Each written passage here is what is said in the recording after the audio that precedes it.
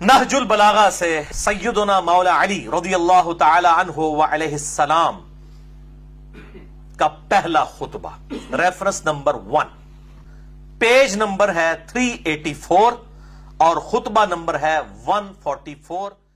باللہ من الشیطان الرجیم، بسم اللہ الرحمن الرحیم، الحمدللہ رب العالمین، والصلاة والسلام علی سید الانبیاء والمرسلین وعلی آلہ الطیبین الطاہرین۔ عزیزان محترم، ہم آپ کی خدمت میں مرزا علی انجینئر نے جو دعویٰ کیا ہے کہ نہج البلاغہ کے اندر 5 ایسے خطبے، ایسی ادلہ موجود ہیں کہ جن سے وہ یہ ثابت کرنا چاہتا ہے کہ مولا علی علیہ السلام جو تینوں ان سے پہلے جو حکومتیں گزری ہیں وہ ان کی تائید کرتے تھے اور وہ حکومتیں ٹھیک تھیں، شرعی حیثیت ان کو دے رہے ہیں۔ لہٰذا اس نہج البلاغہ سے جو انہوں نے خطبے پیش کیے، اگر ان کی تفصیل میں جاؤں، آپ کلپ ملاحظہ کر سکتے ہیں جو انہوں نے بیان کیا ہے۔ اگر میں تفصیل میں جاؤں تو تطویل ہو جائے گی، اس لیے میں فقط جو ہے اس کا رد پیش کروں گا۔ خلاصہ یہ ہے کہ جو خطبے انہوں نے پیش کیے ان میں سے کچھ میں تو امام سے مشورہ مانگا گیا، تو مشورہ دینا جو ہے کبھی فرض ہوتا ہے، جو صاحب مشورہ ہے اس سے کوئی بھی مشورہ مانگے۔ جیسے ایک ڈاکٹر ہے، اس کے پاس اگر کوئی بھی مریض آئے گا، چاہے مسلمان ہو یا غیر مسلم ہو، شرعی اخلاقی عقلی اس کا یہ اس کے اوپر واجب ہے کہ وہ اس مریض کا علاج کرے اور اس کا سلوشن پیش کرے اسے۔ اسی طرح امام مشورہ دیتے تھے، جیسے خدا اپنے دوستوں کو بھی رزق دیتا ہے، دشمنوں کو بھی رزق دیتا ہے۔ پروردگار نے قرآن جو ہے وہ سب کے لیے ہدایت بنایا ہے، لیکن اس سے ہدایت لیں گے فقط متقی لوگ۔ تو اسی طرح ائمہ سب کے لیے ہادی بن کے آئے ہیں، تو یہ دلیل نہیں ہے کہ وہ اس کا مطلب ہے کہ امام ان کی خلافت کی تائید کر رہے ہیں۔ دوسری بات، جب غدیر ثابت ہو گیا اور 11 جلدوں میں علامہ امینی نے الغدیر لکھ کے سنی شیعہ کتب سے تواتر کے ساتھ اس حدیث من کنت مولا کو بھی ثابت کیے، من کنت مولا فہذا علی مولا، اور اس حدیث میں جو ہے اولا بتصرف والے قرائن حالیہ مقالیہ متصلہ منفصلہ جمع کر کے کہ حاکم اولا بتصرف مراد ہے، یہاں مولا سے مراد۔ تو جب غدیر ثابت ہے، اور انجینئر صاحب بھی مانتے ہیں، ڈاکٹر طاہر القادری نے بھی کتاب اپنی سیف جلی علی منکر ولایت علی میں اپنے طرق سے جو ہے عامہ کے طرق سے، اہل سنت کے طرق سے ثابت کیا کہ یہ حدیث متواتر ہے، اور مولا کمانا اولا بالتصرف یہاں قرائن سے مراد ہے۔ ہاں، یہ جو ڈنڈی ماری گئی کہ یہاں فقط ولایت روحانی مراد ہے، دینی ولایت ہے اور حکومت و امامت، نہ کہ دنیاوی حکومت، تو یہ ڈنڈی اس وجہ سے مختصر جواب اس کا یہ ہے کہ اگر رسول اسلام فقط دین کے مولا تھے، آقا تھے، سردار تھے، تو پھر علی کو بھی ہم اسی طرح مانتے ہیں۔ اگر دین و دنیا کے آقا و مولا ہیں تو رسول اسلام نے تو قید نہیں لگائی کہ جس کا میں دین کے اعتبار سے مولا و آقا ہوں اس اعتبار سے علی مولا و آقا ہیں۔ تو یہ اجمالی ارادہ غدیر کی حدیث ایک مستقل ٹاپک ہے، موضوع ہے، وہ الگ اس پہ بحث کی ضرورت ہے۔ اور دوسری جو خطبے انہوں نے پیش کیے اس میں کچھ مشورے کے طور پہ امام نے مشورہ دیا اسلام کے لیے۔ یہ گھرانہ چاہے جو بھی خدا کے نمائندے ہیں وہ اسلام کے لیے، انسانیت کے لیے وہ مشورے دیتے ہیں، وہ مدد کرتے ہیں، وہ مدد اپنے دشمنوں کے بھی کرتے ہیں۔ دشمن اگر تلوار بھی حالت جنگ میں مانگ لیتا تھا تو سائل کا ایک حق ہوتا ہے، وہ اس کو عطا کر دی مولا نے، جنگ کے دوران اپنی تلوار دے دی۔ تو یہ ان کا کرم ہے، یہ ان کا اخلاق ہے۔ ہاں، جو خطبے اب وہ پیش کیے گئے ان میں سے کچھ چیزیں رد کرنا ضروری ہیں۔ ان میں ایک جو 225 نمبر خطبہ ہے نہج البلاغہ کا، اور اسی طرح 5 نمبر خطبہ جو نہج البلاغہ کا پیش کیا گیا، اس کا مختصر یہ کہ ابو سفیان آیا مولا کے پاس کہ میں آپ کے پاس لشکر جو ہے وہ لے کے آتا ہوں اور آپ اپنا حق لیں۔ پہلی بات تو اس خطبے سے یہ نہیں انجینئر صاحب کو یاد آئی کہ اس کا معنی یہ کہ کچھ لوگ ایسے تھے جو علی کا حق سمجھتے تھے اور وہ ان کا اول و ثانی کا حق نہیں سمجھتے تھے، تو اس بات کو تو اس نہیں، پھر اجماع کہاں گیا؟ یعنی کچھ لوگ مخالف تھے اور ان میں خود مولا علی اور ان کی جماعت، لیکن چونکہ اس وقت فتنے کی صورت تھی اور فتنہ اکبر من القاتل اشد من القتل قرآن میں کہا گیا، تو امام نے اس خطبے میں ہی جواب دے دیا کہ اب اگر میں اٹھوں تو فائدہ نہیں ہوگا، الٹا نقصان ہوگا. اس وجہ سے امام نے اس وقت قیام نہیں کیا، ورنہ قیام کر امام اپنا حق سمجھتے تھے اور ابو سفیان بھی یہ سمجھ رہا تھا کہ یہ علی کا حق ہے. تو اس خطبے سے تو الٹا امام کا حق ثابت ہو رہا اور امام کی مظلومیت ثابت ہو رہی. خطبہ نمبر 5 جو انہوں نے حوالہ دیا، خطبہ نمبر 225 جو انہوں نے حوالہ دیا، اس میں کوئی ذکر نہیں ہوا کہ یہ فلاں کون ہے جس کے امام تعریف فرما رہے ہیں. ہاں، اس فلاں کی ابن ابی حدید نے دعویٰ کیا ہے کہ اس سے مراد ثانی ہے، عمر ہے، اور لیکن بہت سارے علماء نے کہا کہ یہ ابن ابی حدید کی اپنی رائے ہے. حالانکہ جو ابن ابی حدید متأخر ہیں بہت زیادہ، اور جو سید رضی جنہوں نے یہ خطبے جمع کیے ہیں ان کے معاصر، ان کے ہم اثر علامہ علی ابن ناصر جو سید رضی کے ہم اثر تھے، انہوں نے اس دور میں اس نہج البلاغہ کی شرح اعلام نہج البلاغہ کے نام سے لکھی، اور اس خطبہ کے ذیل میں جو 225 نمبر کا وہ حوالہ دے رہے ہیں، اس میں لکھتے ہیں مدى بعض اصحاب بحسن السیرہ، کہ امام علی علیہ السلام نے اپنے اصحاب میں سے ایک ایسے شخص کو حسن سیرت کے ساتھ سراہا ہے کہ جو پیغمبر صلی اللہ علیہ وآلہ وسلم کے بعد پیدا ہونے والے فتنے سے پہلے ہی انتقال کر چکا تھا. یہ بعض ایسے مولا کے صحابی تھے، حسن سیرت رکھتے تھے کہ وہ رسول اسلام کی وفات سے پہلے ہی وہ دنیا سے جا چکے تھے.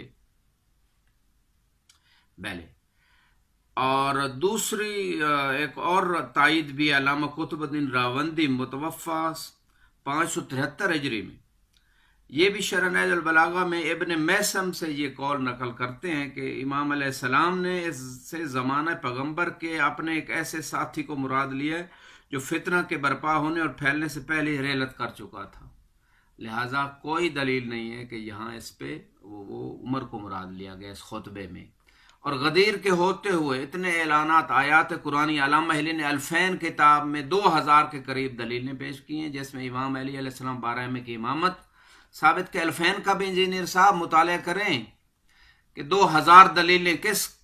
کے پاس اتنی، آج کے دور تک بھی 14 سال گزر گئے، اتنی جرت اور ہمت علمی ہے کہ 2000 دلیل. آج تک تو اس کتاب کا رد پیش نہیں کیا گیا. 800 سال پہلے لکھی ہوئی کتاب، 800-700 سال پہلے لکھی گئی کتاب کا 2000 دلیلیں، 1000 تقریباً امام علی و 12 ائمہ کی امامت پہ دلیلیں قرآن و سنت و عقل کی روشنی میں، اور 1000 باقی حکومتوں کی رد پہ ہیں. اس کا تو رد پیش کریں. آپ یہ نہج البلاغہ کے وہ خطبے لا رہے ہیں جن میں کوئی دلیل ہی نہیں ہے کہ تینوں جو حکومتیں گزری ہیں وہ شرعی تھیں اور امام ان کی تائید کرتے تھے. اور اس کے بعد میں پیش کرتا ہوں وہ خطبہ کہ اس خطبے کو انجینئر صاحب آپ کو وہ خطبہ نظر کیوں نہیں آیا کہ جس میں مولا علی علیہ السلام نے تینوں خلفاء کی شدید انداز میں اپنی مظلومیت کو پیش کیا اور ان خطباء کے بارے میں، ان خلفاء اور حکومتوں کے بارے میں بتایا کہ کیسے کیسے میرے اوپر اس دوران ظلم ہوا. وہ خطبہ شکشکیہ جو مشہور و معروف ہے، اور 25 سے زیادہ سنی شیعہ علماء نے اس خطبے کو اپنی کتابوں میں لکھا، اور سید رضی کے پیدا ہونے سے پہلے جو مؤلف ہیں جو ان کی پیدا ہونے سے پہلے یہ اہل سنت کی کتابوں میں خطبہ موجود ہے، اور جیسے باقی خطب موجود ہے. تو اس خطبے کو آپ نے پیش کیوں؟ یہ آپ کی علمی خیانت نہیں ہے کہ آپ فقط اپنے مطلب کی بات لے رہے ہیں اور وہ بھی آپ کا مطلب اس سے ثابت نہیں ہوتا ان 5 چیزوں سے، 5 خطبے جو آپ نے پیش کی. اور وہ خطبہ جو بالکل نص ہے، صریح ہے، شمس جلی کی، سورج کی مانند چمک رہا ہے، اور امام کی مظلومیت اور امام کا راضی نہ ہونا اور 3 حکومتوں پہ، وہ اس خطبے کو آپ نے پیش نہیں کیا. یہ آپ کی علمی خیانت ہے جو آپ نے کی، اور اس پہ توبہ کریں آپ اور استغفار پڑھیں. اب میں مختصر انداز میں وہ ناموں کو ذکر کرتا ہوں کہ جنہوں نے اس خطبے کو معتبر قرار دیا، اور اہل سنت کی کتابوں میں بھی یہ خطبہ. ابن ابی حدید معتزلی جو ہیں وہ اپنے استاد مصدق ابن شبیب کے ذریعے سے نقل کرتے ہیں کہ ان کے استاد شیخ ابو محمد عبداللہ ابن احمد جو ابن خشاب کے نام سے مشہور تھے، کہتے ہیں انہوں نے اپنے استاد کے استاد سے یہ بات نقل کی ہے. تو جب مصدق ابن شبیب نے ابو محمد عبداللہ بن احمد جو ابن خشاب کے نام سے مشہور، ان سے پوچھا کہ اس خطبے کے بارے میں آپ کو یقین ہے؟ کہا مجھے اس کلام کا ایسے یقین ہے جتنا کہ تمہارے بارے میں کہ تم مصدق ابن شبیب ہو، جیسے تم سامنے بیٹھے ہو، اتنا ہی یقین ہے اس خطبے کے بارے میں. اور یہ سید رضی کا خطبہ نہیں، وہ کہہ رہے ہیں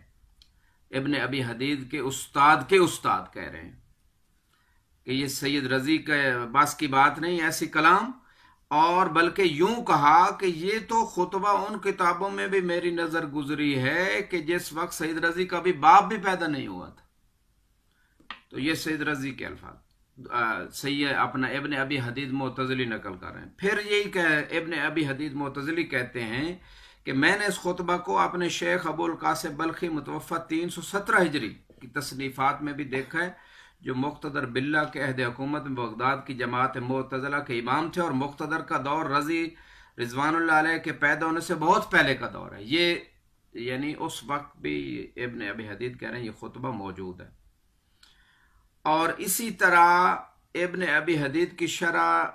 کی جلد نمبر 1 صفحہ 69 پہ یہ ابن ابی حدید معتزلی کہتے ہیں کہ میں نے اس خطبہ کو ابو جعفر ابن قبہ کی کتاب الانصاف میں دیکھا ہے۔ یہ ابو القاسم بلخی کے شاگرد ہے یہ۔ اس کے بعد ابن میسم بحرانی اپنی شرح میں لکھتے ہیں کہ میں نے اس خطبہ کا ایک نسخہ ایسا دیکھا ہے جس پر مقتدر باللہ کے وزیر ابو الحسن علی ابن محمد ابن الفرات متوفی 312 کی تحریر تھی۔ اسی طرح قطب الدین راوندی سے علامہ مجلسی نے ان کی تصنیف منہاج البراء فی شرح نہج البلاغہ میں سند کو نقل کیا۔ اسی طرح یہ خطبہ ابو علی حیائی متوفی 303 ہجری کی مصنفات میں ہے۔ اسی طرح یہ خطبہ جو ہے قاضی عبد الجبار جو متعصب معتزلی تھے اس نے بھی اس کو نقل کیا ہے، اس کی سند کو۔ ابو جعفر محمد ابن علی ابن بابا متوفی 381 ہجری، اس کی سند جو ہے وہ تحریر کر رہے ہیں، ابن عباس سے روایت کر رہے ہیں۔ اسی طرح شیخ ابن بابوے نے پھر جو ہے اس کی ایک اور سند نقل کی، حسن ابن عبداللہ ابن سعید العسکری متوفی 382 ہجری، جو اکابر علماء اہل سنت سے ہے، اس خطبہ کی توضیح و تشریح کی ہے۔ پہلے اسی طرح سید نعمت اللہ جزائری اس کی سند لکھتے ہیں، کتاب الغارات سے لکھتے ہیں۔ سید علی ابن طاؤس نے کتاب الغارات سے نقل کیا، شیخ الطائف ابو جعفر طوسی متوفی 460 ہجری اس خطبے کو جو ہے اس کی سند نقل کرتے ہیں، شیخ مفید نقل کرتے ہیں۔ ابو منصور طبرسی نے روات کی ایک جماعت نے مختلف سلسلوں سے اس کو ابن عباس سے نقل کیا، سلسلے بھی متواتر کی حد تک یہ خطبے کی سند موجود اور خطبہ ثابت ہے۔ عبد الرحمن ابن جوزی اس کی سند نقل کرتے ہیں، قاضی احمد شہاب خفاجی، اسی طرح علاء الدولہ احمد ابن محمد السمنانی، ابو الفضل میدانی، نہایہ میں ابن اسیر جزری نے 15 مقامات پر اس خطبہ کے الفاظ کی تشریح کرتے ہوئے اس کے کلام امیر المومنین کا اعتراف کیا ہے ابن نہایہ میں۔ اور اسی طرح ابو الفضل ابن منظور فی لسان العرب صفحہ 54 پہ اس نے کہا ہے کہ اس کے کلام علی ابن ابی طالب ہونے میں کوئی شک و شبہ نہیں، اور اعتراف کیا ہے۔ فیروز آبادی نے قاموس میں لفظ شکشکیہ کے ذیل میں لکھا ہے کہ خطبہ شکشکیہ حضرت علی کا کلام ہے۔ اس اہل سنت علماء علیہ ذکر کر رہے ہیں۔ صاحب منتہی العرب تحریر کرتے ہیں، خطبہ شکشکیہ علویہ است، منسوب علی کرم اللہ وجہہ۔ مفتی مصر شیخ محمد عبدو نے اسے کلام امیر المومنین تسلیم کیا۔ محمد محی الدین عبد الحمید مدرس فی کلیت اللغہ العربیہ جامع ازہر نے نہج البلاغہ پر حواشی تحریر کی اور لکھا کہ یہ امیر المومنین کا کلام ہے، اور اسی طرح بہت سارے لوگ۔ اب میں وہ خطبہ بڑے اختصار کے ساتھ پیش کرتا ہوں۔ نہج البلاغہ کا یہ تیسرا خطبہ ہے، میرے پاس جو کتاب موجود ہے یہ اردو میں اس کی ٹرانسلیشن مفتی جعفر مرحوم علی اللہ مقاموں نے کی ہے، اور یہ پیج 88 جو میرے پاس طبع ہے، اور یہ طبع ہے اس کی جو ہے مختلف طبعات چونکہ ذکر ہوئی ہیں، لہذا اس کی جو میرے پاس چونکہ یہ بہت بڑی موٹی جلد ہے اس کی، اور طبع بھی یہ متاخر ہوئی ہے۔ بہرکیف یہ خطبہ شکشکیہ معروف ہے، آپ کو کسی بھی کتاب میں اپنا نہج البلاغہ کی کتاب میں مل جائے گا۔ امام علیہ السلام فرماتے ہیں، بس ترجمے پہ اختصار کروں گا وقت کی کو بچاتے ہوئے، خدا کی قسم فرزند ابو قحافہ، اس سے مراد ابو بکر ہے، نے پیرہن خلافت پہن لیا، حالانکہ وہ میرے بارے میں اچھی طرح جانتا تھا کہ میرا خلافت میں وہی مقام ہے جو چکی کے اندر اس کی کیلی کا ہوتا ہے. یعنی جیسے چکی پرانے زمانے جن لوگوں نے دیکھی ہے اس کی کیل کے بغیر وہ نہیں چلتی، میرے بغیر خلافت نہیں چل سکتی. یہ اصلی خلافت میرے بغیر نہیں چل سکتی. امام یہ بتانا چاہتے ہیں میں وہ کوہ بلند ہوں جس پر سے سیلاب کا پانی گزر کر نیچے گر جاتا ہے اور مجھ تک پرندہ پر نہیں مار سکتا. اس کے باوجود میں نے خلافت کے آگے پردہ لٹکا دیا اور اس سے پہلو تہی کر لی اور سوچنا شروع کیا کہ اپنے کٹے ہوئے ہاتھوں سے حملہ کروں. یعنی امام قلت انصار کی طرف اشارہ کر رہے ہیں. یا اس سے بھیانک تیرگی پر صبر کر لوں جس میں سن رسیدہ بالکل ضعیف اور بچہ بوڑھا ہو جاتا ہے اور مومن اس میں جد و جہد کرتا ہوا اپنے پروردگار کے پاس پہنچ جاتا ہے. واضح امام فرما رہے ہیں کیا حالات تھے. مجھے اس اندھیر پر صبر ہی کرین عقل نظر آیا، لہٰذا میں نے صبر کیا، حالانکہ آنکھوں میں خلش تھی اور حلق میں غم و رنج کے پھندے لگے ہوئے تھے. میں اپنی میراث کو لٹتے دیکھ رہا تھا یہاں تک کہ پہلے نے اپنی راہ لی اور اپنے بعد خلافت ابن خطاب کو دے گیا. پھر امام نے ایک شعر سے جو ہے اس تمثیل کے طور پہ تعجب ہے کہ وہ زندگی میں تو خلافت سے سبق دوش ہونا چاہتا تھا، خود ابو بکر کے بارے میں کہہ رہے ہیں، لیکن اپنے مرنے کے بعد اس کی بنیاد دوسرے کے لیے استوار کرتا گیا. بے شک ان دونوں نے سختی کے ساتھ خلافت کے تھنوں کو آپس میں بانٹ لیا. اس نے خلافت کو ایک سخت و درشت محل میں رکھ دیا جس کے چرکے کاری تھے، جس کو چھو کر بھی درشتی محسوس ہوتی تھی، جہاں بات بات میں ٹھوکر کھانا اور پھر عذر کرنا تھا. جس کا اس سے سابقہ پڑے وہ ایسا ہے جیسے سرکش اونٹنی کا سوار کہ اگر مہار کھینچتا ہے تو اس کی ناک کا درمیانی حصہ ہی شگافتہ ہو جاتا ہے، جس کے بعد مہار دینا ہی ناممکن ہو جائے گا، اور اگر بال کو ڈھیلا چھوڑ دیتا ہے تو وہ اس کے ساتھ مہلکوں میں پڑ جائے گا. اس کی وجہ سے بقائے عزت کی قسم لوگ کج روی، سرکشی، متلون مزاجی اور بے راہوی میں مبتلا ہو گئے. یہ امام حالت بتا رہے اس زمانے کی. میں نے اس طویل مدت اور شدید مصیبت پہ صبر کیا یہاں تک کہ دوسرا بھی اپنی راہ لگا اور خلافت کو ایک جماعت میں محدود کر گیا، اور مجھے بھی اس جماعت کا ایک فرد خیال کیا. اے اللہ مجھے اس شورا سے کیا لگاؤ، ان میں سب سے پہلے کے مقابلے ہی میں میرے استحقاق و فضیلت میں کب شک تھا جو اب لوگوں میں بھی شامل کر لیا گیا ہوں. لہذا امام علیہ السلام فرماتے ہیں اس کے بعد یہاں تک کہ اس قوم کا تیسرا شخص پیٹ پھلائے سرگین اور چارے کے درمیان کھڑا ہوا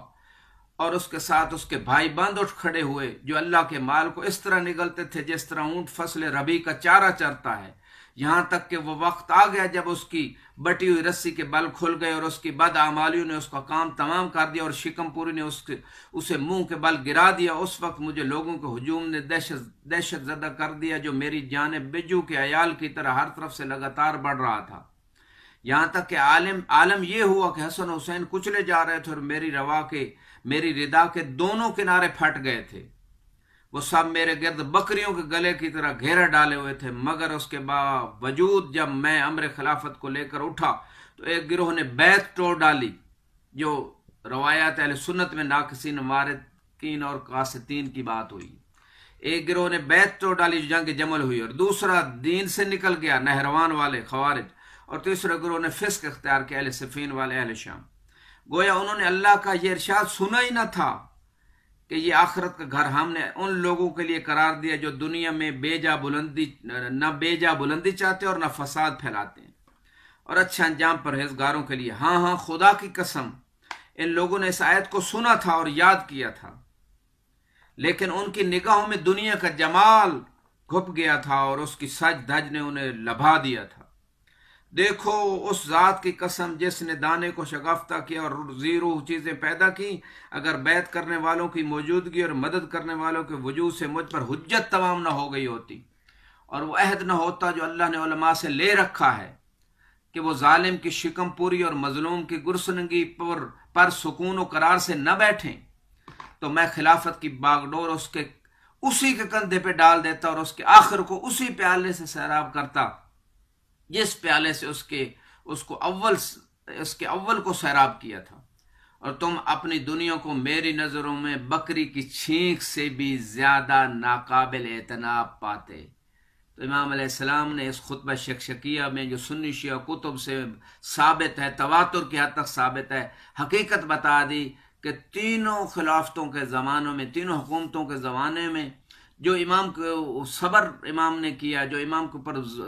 ظلمیت اور رنج و غم کا عالم تھا اور امام کے انصار نہیں تھے، ان سب چیزوں نے سب امام راضی نہیں تھے، لیکن امام دین کو بچانے کے لیے، اسلام کو بچانے کے لیے رسول اسلام کی وصیت پہ عمل کرتے ہوئے کہ اگر انصار مل جائیں تو اپنا حق لے لینا، اگر نہ ملیں تو یہ نئے نئے مسلمان ہوئے ہیں، یہ کفر کی طرف لوٹ جائیں گے، لہذا تلوار نہ اٹھانا، اسلام کو بچانے کے لیے امام نے ایسا کیا۔ وآخر دعوانا الحمدللہ رب